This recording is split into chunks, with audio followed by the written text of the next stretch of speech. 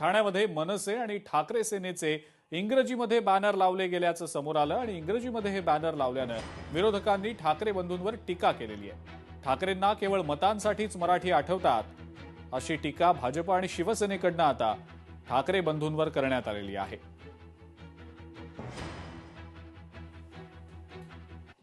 99% banner हे मराठीत आहेत। त्या परिसरामध्ये राज्याच्या बाहेरची लोक ही कामानिमित्त 2-4-8 दिवसासाठी तिथे येत असतात।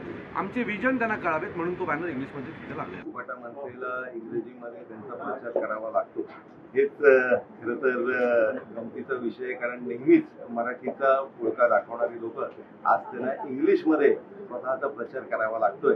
खरं तर आपण वरलीमध्येही त्यांची गुजरातीमध्ये बॅनर बघितले।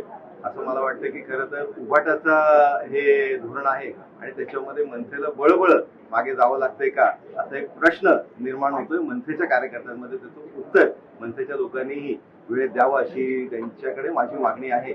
आणि खरं तर हे एक केवळवाणा प्रकार त्यांच्या प्रचारामध्ये दिसतोय। खुर्ची मिळवण्याकरता मतं मिळवण्यासाठी काही करू, कधीही वेगळे होऊ, कधीही शिव्या देऊ, कधीही बरोबर येऊ, तसंच इंग्रजी बॅनर पण लावू।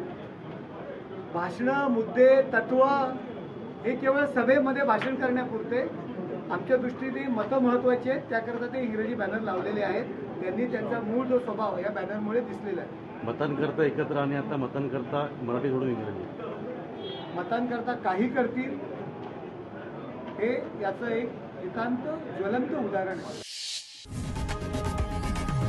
लोकशाही मराठी ऐका, पहा, जागरूक रहा।